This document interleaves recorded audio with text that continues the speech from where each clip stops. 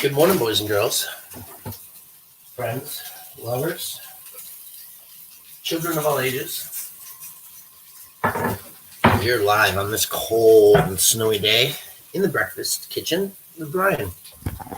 Let's see. It really didn't make much of a difference, did it? Good morning, Mike Stevens. I see that you're here this morning. And I have to admit, I should be outside. I should be down at 22nd and Walton right now, where humans are being abused. Because right now in the city and county of Denver, and again, that's at 22nd and Walton for those of you who are able to go physically this morning,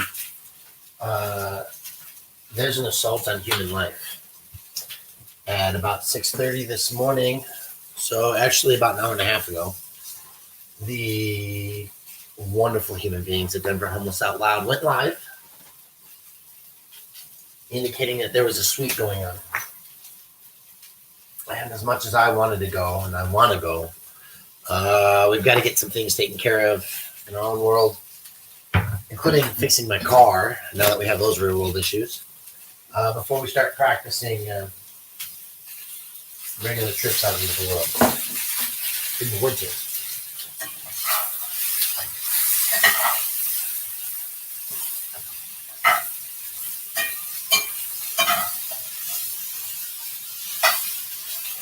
So, I haven't done a breakfast stream in quite a while, and I wanted to take some time to do that today. There's some things that I want you all to see and experience, to be a part of with me today, and some things I need some help on. And so, as we get into that section, one of the things I hope that some of you will be able to do, if you're at a desktop, is we're going to open up a Google Drive file here in a moment, and we're going to show you a new project that we need to work on. So we got to open that first. Give me a second.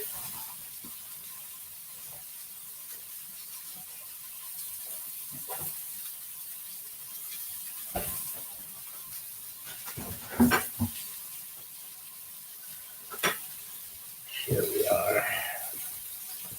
Okay, so this thing is a big beast. I don't know how this is going to open very well, but Spot Check News, Frank Sturgill. I want to say good morning to all of you. Actually, we're gonna be talking about some things, Frank, that you're part of. I'm waiting for this doc to open. We'll see if it will. It's a beast. Frank Sturgill accomplished something that we haven't been able to do in quite a while. Yeah, that's not going to work. And that is acquire a PDF of the DPD operation manual, which I'm trying to open. And that's part of what's taking a second here. But let me share the screen with you at least. While it pops. Spot check, spot on. Okay, so we're going to share the screen. I know it's taking a couple minutes. I'm not as professional as my compatriot, like Eric Grant, Liberty Free TV, who would have had this all ready before they popped on the screen. I want to give you an application tab. And the first thing I want to talk with you about is solidarity, mutual aid. So solidarity with our unhoused neighbors. Did I tell you? Did you hear me when I said that? At 6:30 this morning, 25 degrees outside in the city and county of Denver, there was a fence erected around an unhoused person's encampment. And I say persons in the plural because obviously it's a multitude of people who are sleeping outside on this winter snowy day. It's very sad, very disheartening to think about what's going on to members of our community today who are waking up and having to pack all their belongings. Pack them. And many of them are just going to leave what they have, and get discharged into the trash. The city's waste management program, public safety, whatever. Public works, that's what I'm talking about. We'll throw things away. They'll store some things. But in the meantime, what we're not having are people surviving effectively without dying, right? There's always somebody that's going to die. Excuse me.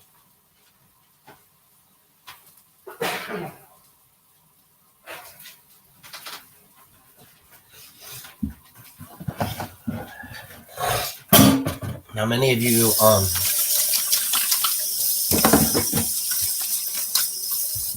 may be familiar with the fact that nationwide, COVID's on the rise. And so while COVID is on the rise, and people are sheltering in place in their tents because the shelters are overloaded with humanity,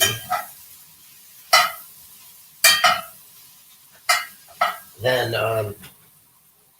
you might know mentally what the struggle is about. So what are we looking for here? Mutual aid. Mutual aid is going to be things like clothing, tents, but it's also going to be other various projects. And we're going to see if we can get this to boost up a little bit in the screen size. Build with us, it says. Unfortunately, the bigger I make these photos, the smaller they seem to get, or the screen. But there's Germ-X hand sanitizer. I don't know why they want to get disposable face masks. Washable ones are better.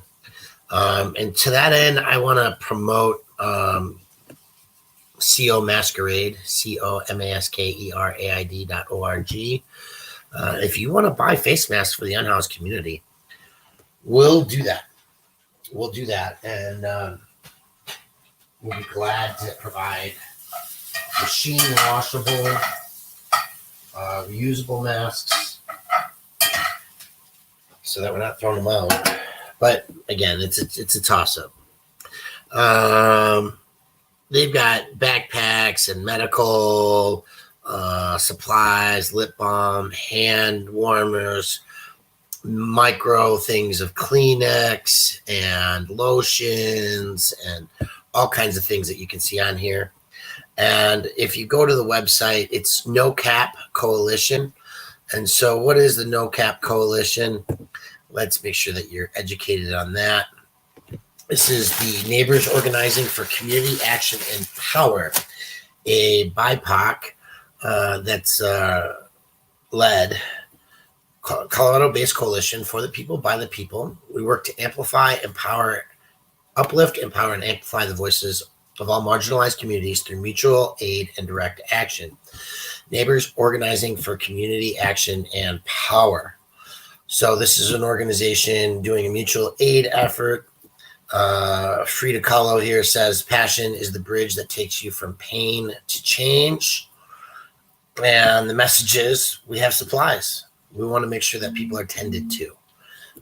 So there's an email address. You can contact director at no-capcoalition.org, or you can sign up for their newsletter there. And so now that we've shared that with you,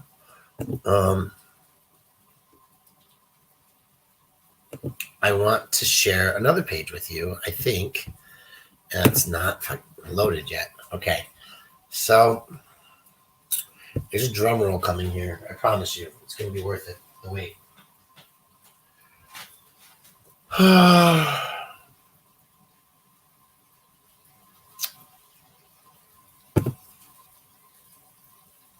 pretty sure that's the account that one's in. So what I'm trying to do, just so that you know what's going on. What the hell's going on in the background, okay? What's going on in the background is that I'm trying to get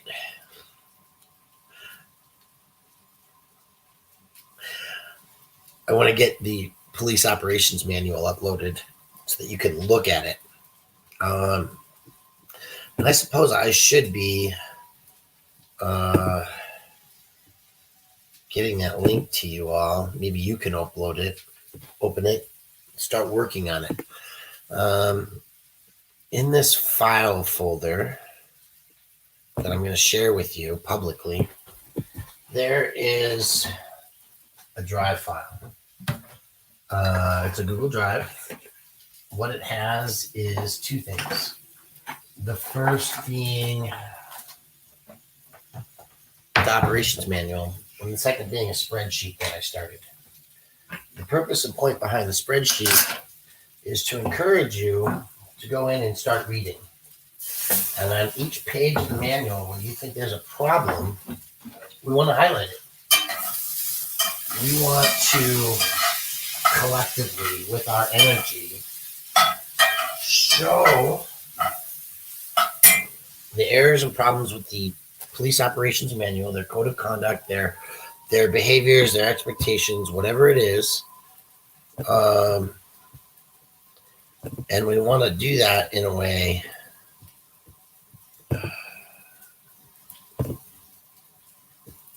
that allows us to correct the error, to change the policy, to say, nope, that's not legal. You can't do that. Or what is the cost benefit analysis for that legitimizes such efforts? Does that make sense to everybody? This is where I'm really trying to go this morning, because the operations manual link is about to come up. Here we go. Oh, well, that's not it. That's the Cash App link, but you can share that too. Ooh, what's going on here?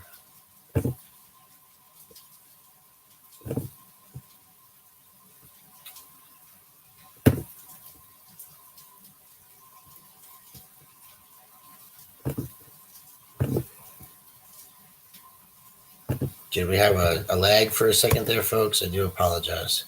Okay, so there's the link. There's a Drive file. And really what I'm trying to get you to do is to open that file folder, read the police operations manual, French toast, and then consider what's wrong. So, for example, if inside the police operations manual it says that police officers are required to stop and frisk people who are holding cameras at the police officers, then that would be a violation of free speech rights. So if we're violating our free speech by the practices and policies of silencing speech, that would be an unconstitutional violation, and there's no financial value for that at the administrative level for the city and county of Denver, and so we would need to disapprove that option, right? If we found out that videotaping in the lobby became illegal somehow, we want that information there. Okay, so we've got the operations manual. Frank, you've also thrown that. Also add behaviors. Okay. For the police, the operation should have in it. That's very good. That's very good, Frank. And thank you. Because what we're really trying to do here is accomplish some serious work. The police operations manual is 800 pages long. And in that 800 pages is all the codes, the behavior expectations, the responsibilities of police officers. And so if it shall not be the job of a police officer, or it shall be inappropriate for a police officer to do X, Y, and Z, we have to tell them. We have to tell them in their guidebook that explains the procedures that they have to follow, that ensures that the constitutionality of things are in the right step and order. And I cannot express to you why this is important enough. Today is Tuesday, right? It is the 10th of November. When I woke up this morning, it was 25 degrees outside. We got plastic on the windows, but the heat is still seeping out of our house. What would it be like if you were living in a tent covered in blankets and you woke up to a police officer telling you it's time to move, time to go?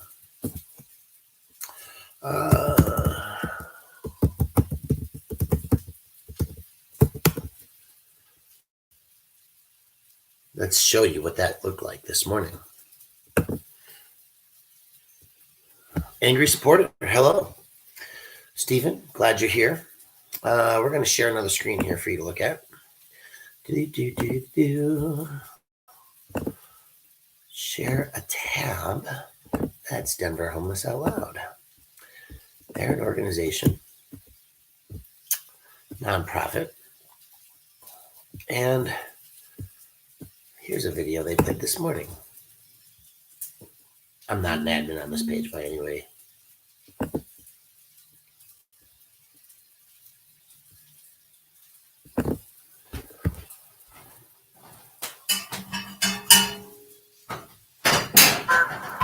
Through the fence, very hard to see, is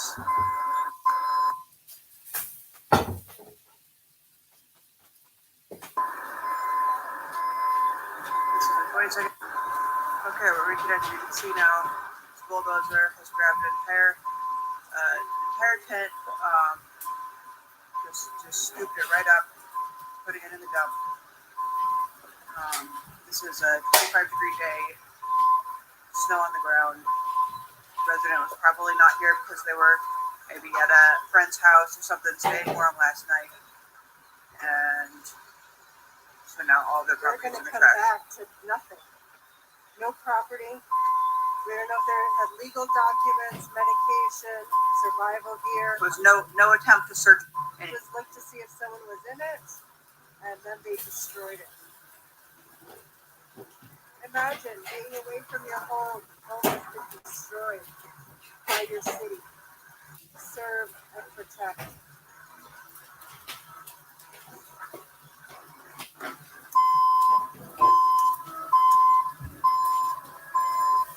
Going in for another load.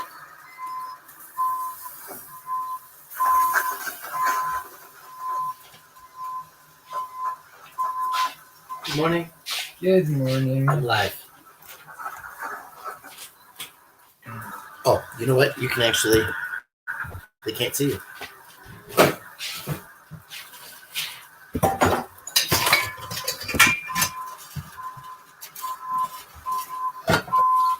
You're at the homeless with this.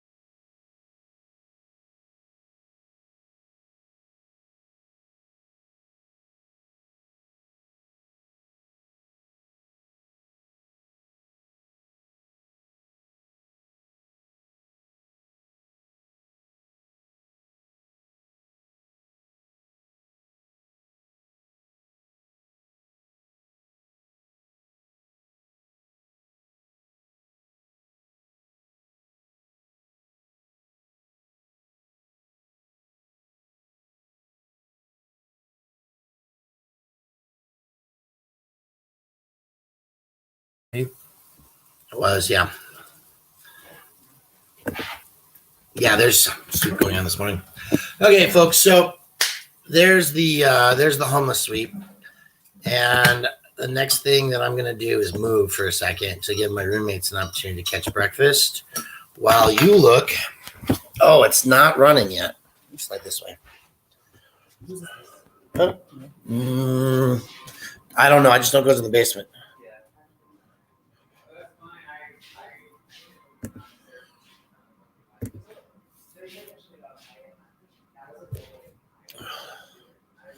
It's not up and running. So, Frank, where did you put the link up there, huh? I want to find that.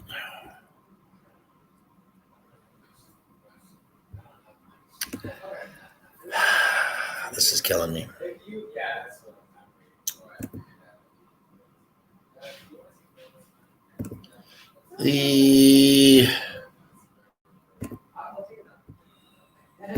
The house is awoken. I have now become distracted, folks. I do apologize. Give me a second. We'll get this straightened out, and then we'll go forward. I need to go turn and flip that French toast, though. There we go. There's the. Oh, look! I just learned how to do something new.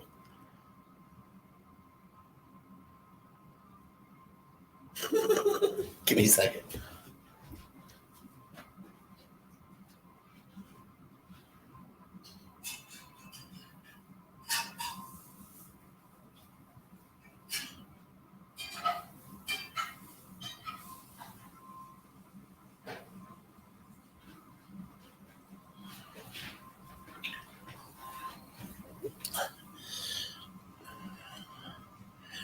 Residents and not citizens. Oh, that's an interesting one.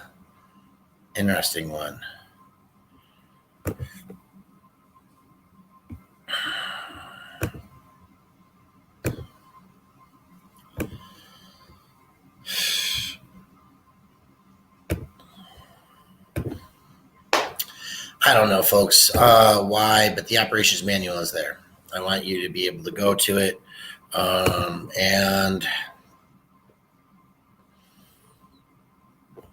open up the manual. Take some time with this tool. This is a document that is going to be beneficial for all of us. And of course, you can't see that screen. Good. Okay. So, as I said, 13 minutes ago, they're just hauling stuff away from people in their tents, right? They're dumping property at this homeless sweeps that are happening on the 22nd and Welton. There are people out there. There are people helping to gather stuff to move. This is a real issue. So if you're here in the city and county of Denver and you want to help move people, get them to safety, to shelters, by all means, we'd love for you to help with that. Frank has put up the DPD operations manual, and I've shared a Google Drive file folder that is publicly available. That file folder has the manual in it. It's an 800-page manual, and it has a spreadsheet to be started. What we're looking for people to do is actually physically go to the manual. Go to, that's on the screen. Go to the spreadsheet and start documenting what the manual does and does not have that it should have, right? So while there's a homeless sweep going on, if there must be police enforcement to move people along, then it should be in the manual what shall not occur. And what shall not occur is that no person shall be moved without the police officer providing the option and the direct assistance to ensure the closure of the said incident.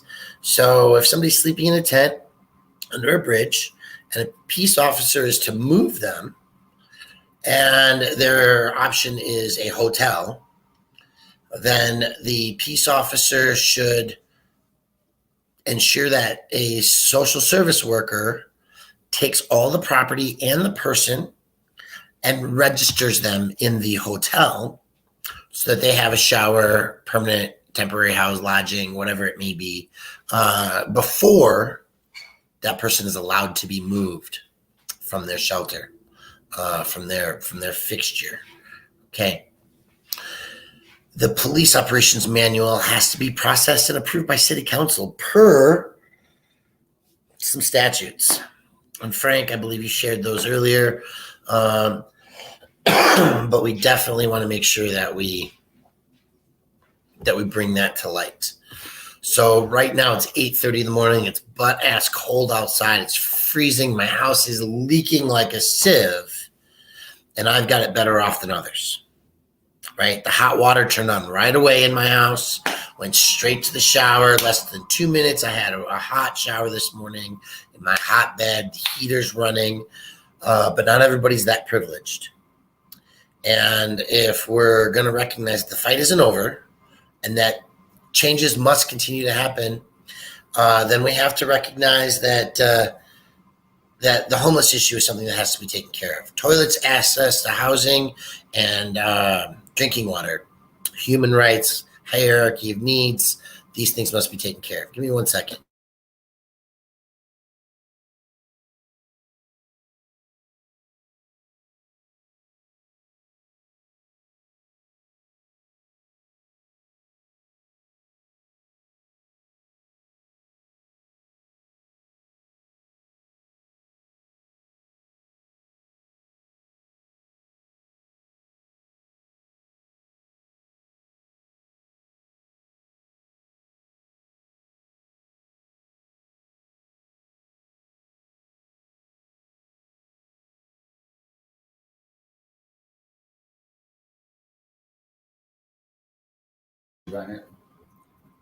Q.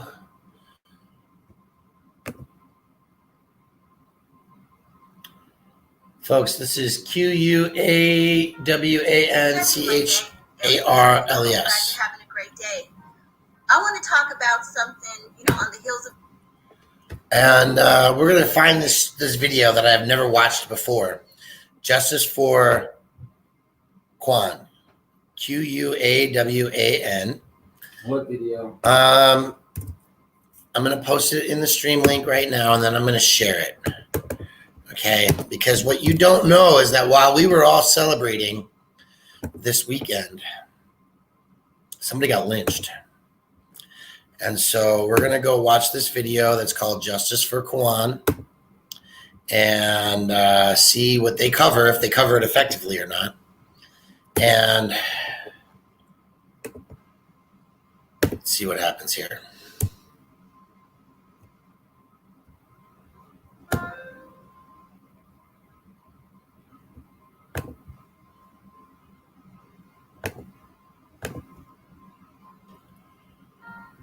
Happy Monday, LGG. I hope you guys are having a great day.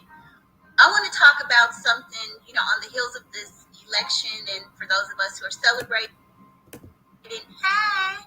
But on a more serious note, even though we won a victory, there's some tough days ahead of us. And there's a story coming out of Louisiana that I want to talk about. So I'm getting this story from News 15 Fox. The family of Kawan Bobby Charles retains attorney to advocate on behalf of their deceased child. Attorneys Ron Haley, Dedrick Moore, and Chase Tritchell, along with Stan Black, have been retained to advocate on behalf of the family of Kawan Bobby Charles. On October 30, 2020, Janet Urban and her 17-year-old son took Bobby from his home without his parents' permission. Around 3 p.m. that day, Bobby's mother, Roxanne Nelson, began calling Bobby in an attempt to find out where he.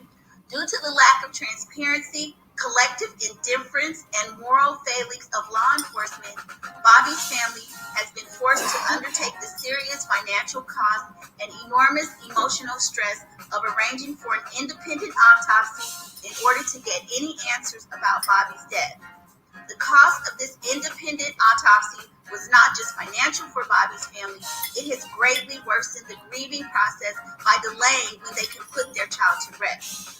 Upon completion of the autopsy, we will inform the public of those findings. In the meantime, we demand the arrest of any party involved in the death of Bobby Charles.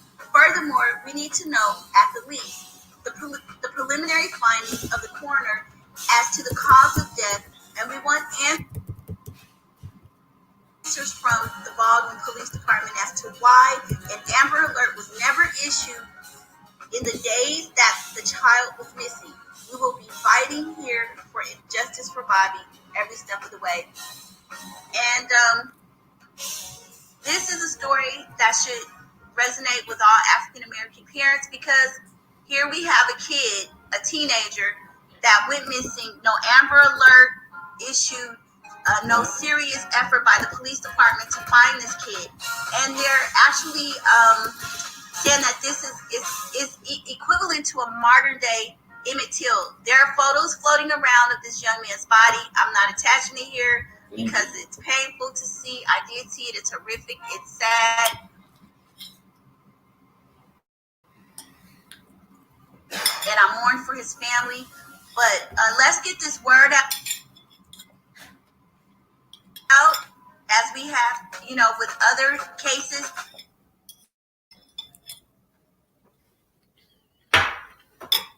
We want justice for this young man. It could be anybody's kid. So this has got to stop.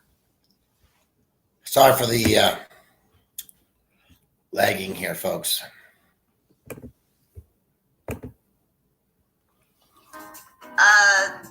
Share this video, if not. Okay. So, again, we're going to cover this in a little bit more share detail. Another one, talk about it. Let's make this go viral. Let's put some pressure on the local police department so that they get some answers. We want the FBI. We want everybody. Everybody needs to be involved, right? So what happened? Well, Quan Charles was lynched.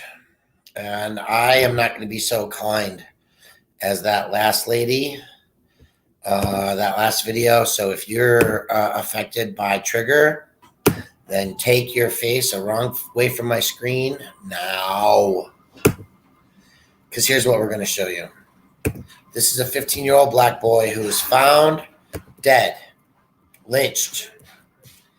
And on the evening of October 30th, Quan Charles was last seen leaving a family home in Baldwin, Louisiana, according to the GoFundMe. Charles was picked up from his father's house by a friend and his friend's mom. The Iberia Parish Sheriff's Office said in a statement, the boy's body was found around 5 p.m. on November 2nd in a rural area off Ed Burchard Road near the village of Rayville. The sheriff's office confirmed the minor had been reported missing to the police department on the 30th, but they did not release the young boy's name because of his status as a minor. Not because of his status as a black person, right? That the family said, the results of an autopsy are pending as the investigation continues. The family claims the parish of St. Mary refuses to release the findings of the autopsy. So the family is attempting to raise their own funds needed to conduct a second autopsy before his funeral. An individual autopsy needs to be conducted before November 12th. That's in 2 days, folks, to ensure that all findings by the medical examiner can come back conclusive. They're asking for a little help. Many believe Quan Charles was lynched just like Emmett Till back in 1955. The photo that was released to the public is graphic. It's horrific. It should make you feel pain. Let's watch this news piece.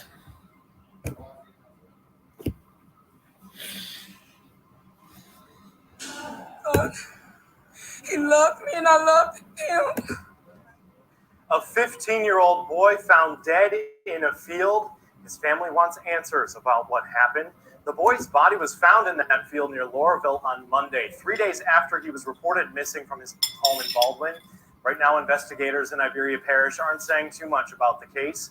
And as Katie Easter reports, the boy's family has a lot of questions. Family and friends of Quan Charles gathered outside the family home to remember him, including his heartbroken mother.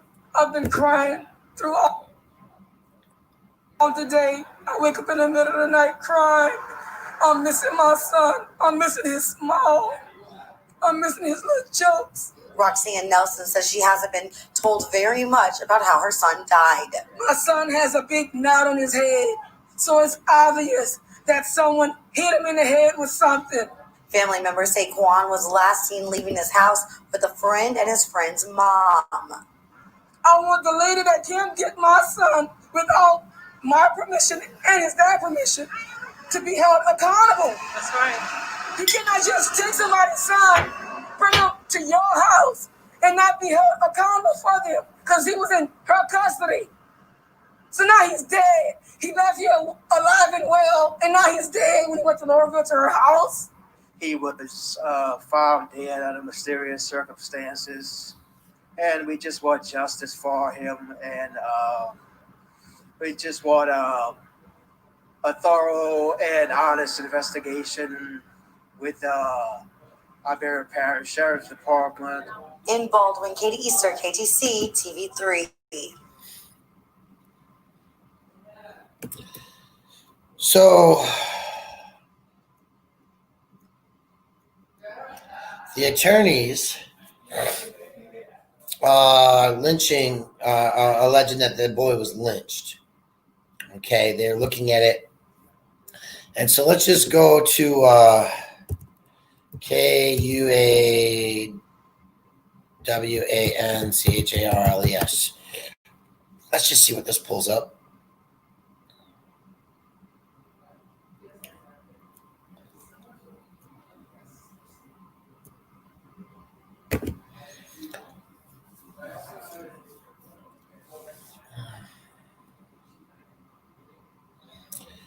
So this 15-year-old boy was murdered with his horribly burned and beaten body. And a family is asking for justice after their teenage son was found dead in a sugarcane field.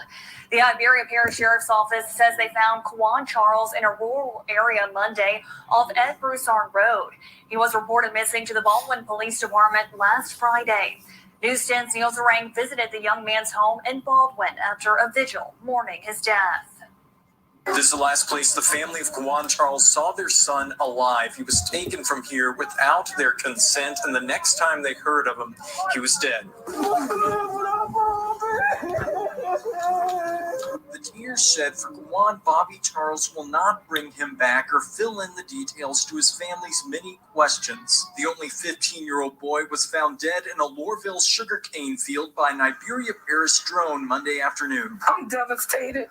I never thought this would happen to my son. And I just want justice for my son. Roxanne Nelson reported Kwan missing to the Baldwin Police Department Friday. She says a so-called friend and his mother picked up the young teen without permission from either parent. You cannot just take somebody's son, bring him to your house, and not be held accountable for them because he was in her custody. The family saw Kwan's body at the coroner's office with a large knot on his head. They believe someone hit him and hid the body. They were told the death is being investigated as a homicide. Know your children's friends very well to always know where they're at. Iberia Parish deputies say the investigation is ongoing and urge anyone with information to contact their detectives. I just wanted the best, and I'm really devastated because this is my baby. This is my youngest child. He's only 15.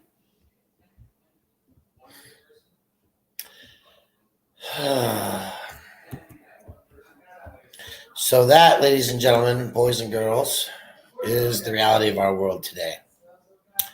Alex Trebek died. There's some other things going on there, but we don't need to continue sharing all of that. What we will tell you is that I heard it as a lynching. He's burned. Hit in the head is what the mainstream media is saying. What I saw were photos of a burned face, and it does make my stomach turn as well. Yeah. So they're comparing it to Emmett Till, the photographs, and I'm not going to go into all that right now. What I do want to see, as I'm trying to switch screens and see if we're going to get any of this up and running, is that damn operations manual.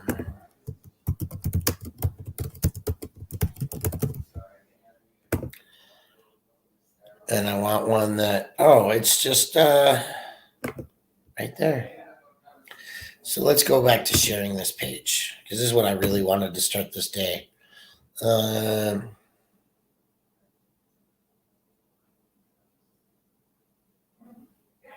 Spot check news.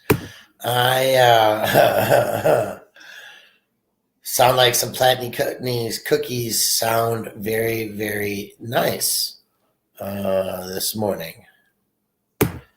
Let's see what this is.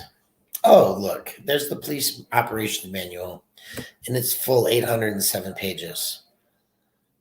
There's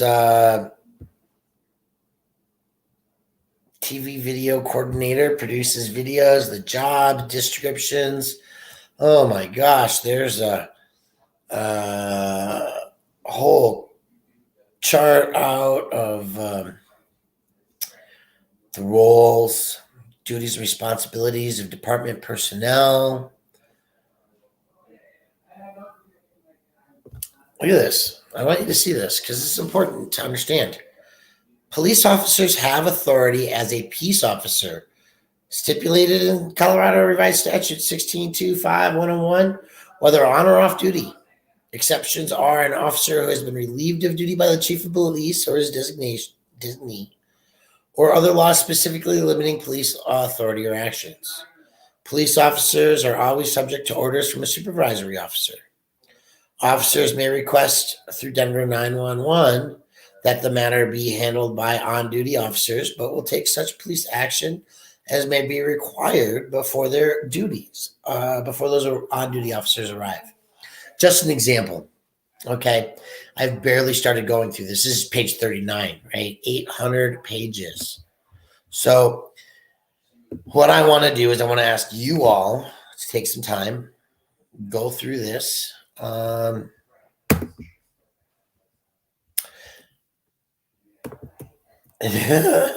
Well, listen, if you want to share some of that spot check news, I'd be glad to meet you in person. And that poor kid, yeah. So stay focused on that, right? Stay focusing on Quan Bobby Charles found dead, and it does say we're in this. Records look like a modern day lynching. Let's see if we can get to that one.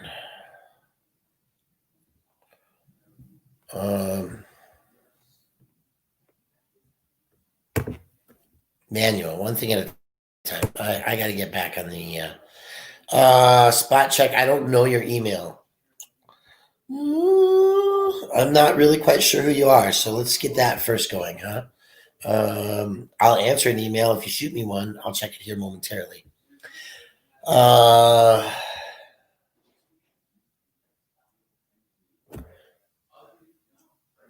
Do the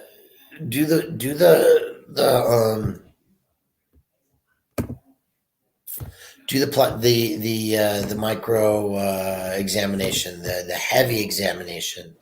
Look at this. We got vehicle holds, impounding procedures, all the things that you need to know if you were arrested. Did they do it the right way? Do you question the way they did things?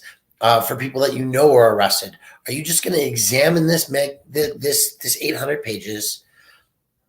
Go back and use the spreadsheet that we provided, and page by page by page, section by section, lay it out. Do it in order and question this entire manual. Okay. I can't express that enough. That's what I'm really looking for.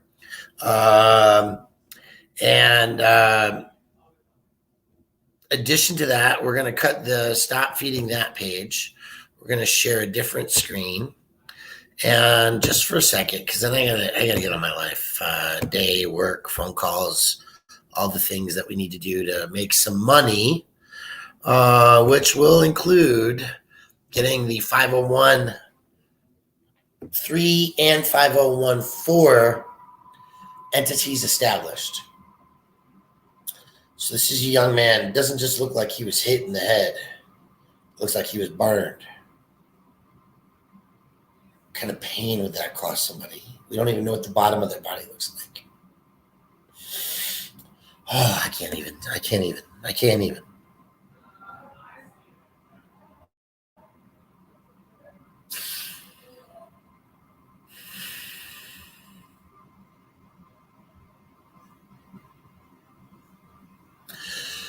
So this is the where'sthebuzz.com website. And we'll hit the GoFundMe account for a second, just to show it to you. There's Emmett Till. There's Quan Charles. Oh, they've raised more money than they needed to raise for sure, according to their goal. Anyway, not that they needed to raise less money or whatever. So a white man and his mother picked up the baby child. It was found on the 2nd. Where is he? And there's the mother has asked the community, Andre Arsenault. People are still donating. Prayers and justice.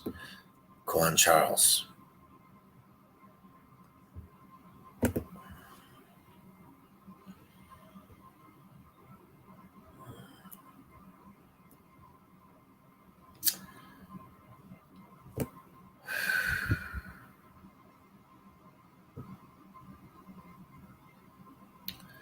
Okay. So, ladies and gentlemen, we're going to do just a quick recap. I'm cold inside my house. Got to put more layers on. It's cold here. Our house is leaking air, and I'm housed. Meanwhile, the city of Denver police officers sit in their squad cars, running, puffing their cars, sitting inside them, while the unhoused are being moved from their locales of shelter with fences built up around them at 6:30 in the morning.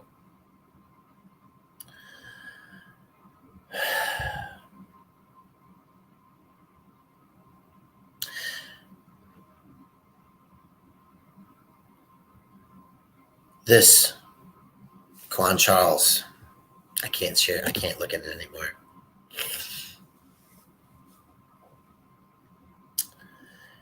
And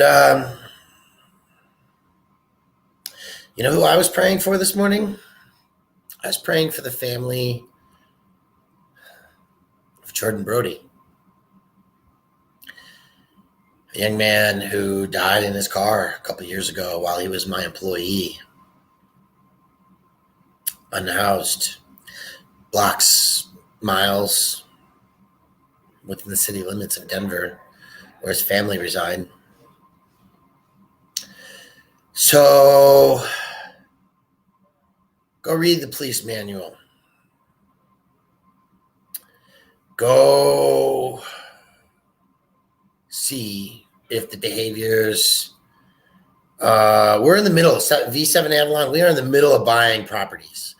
The properties that are located near Spear and I-25 are currently in the process of being contracted at hotels for purchase for short and long-term housing. There's a reality, though, and that is that if you don't live in the city of Denver and you live in the metropolitan area, you need to figure out what your city's doing to solve the regional issue, because it's not just Denver's problem. It's a regional issue. If you become unhoused in Broomfield, the statistical probability that you'll end up in Denver or Boulder, I guess it's a secondary hub, is very, very realistic and viable. But if you want services and you're trying to get help, you're going to end up sleeping in the streets outside Denver, inside Denver, right? If you're just going to survive on your own, you could end up in North Glen. You could end up in Thornton. You could end up in Aurora, Arvada, right? You could end up in Inglewood, Westminster, hiding under bridges, living in wind-sheltered areas. Sometimes people even crawl up under the overpass and shelter in space because it's warmer.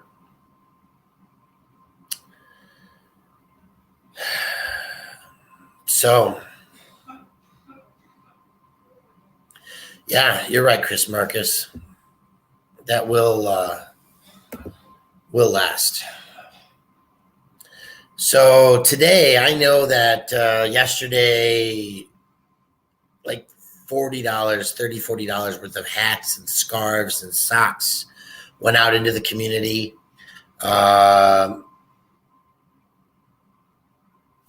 Yeah, I lived out of my vehicle for periods of time. Oh, Frank Sturgill, that might have been from you.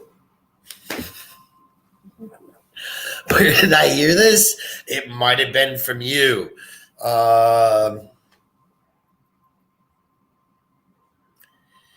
Yeah, black on black crime is outrageous when you have black mayors and black police chiefs and black murder. And oh man, there's so much killing me. But right now, today in Denver, there's a homeless sweep. Okay. Right now, there are people living in their trucks like V7 Avalon did.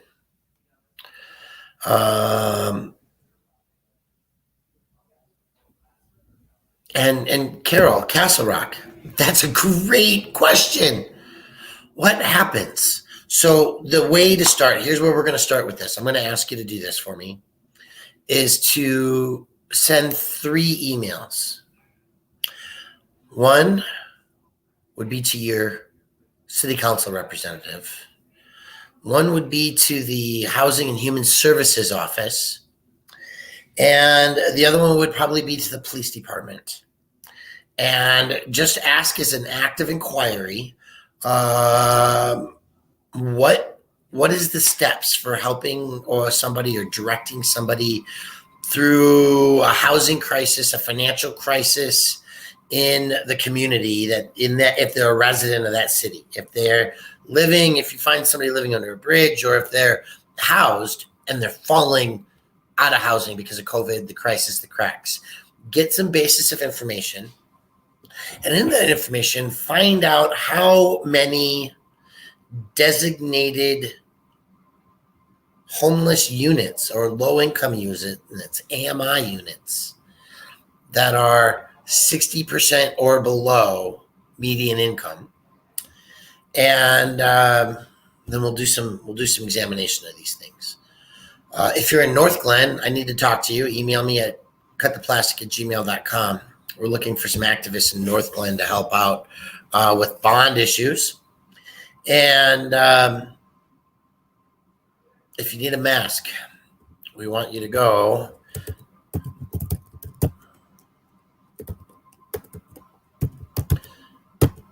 to the website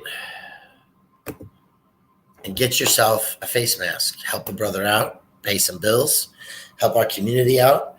And that's what I got for today, folks. We're going to go make some calls in this COVID crisis and do some heating issues in this house and try to seal up some gaps, some more gaps that didn't get sealed yet. Need 4 hands to do, not just 2. And of course, you can hit me on the Cash App under Cut the Plastic. Spot Check News, I look forward to talking to you directly. The rest of you, thank you for being here. Freddie showing news, One Hot Gal, Rock. Yeah, I got French toast to go eat and enjoy my day. Hope you enjoy yours. Thank you very much.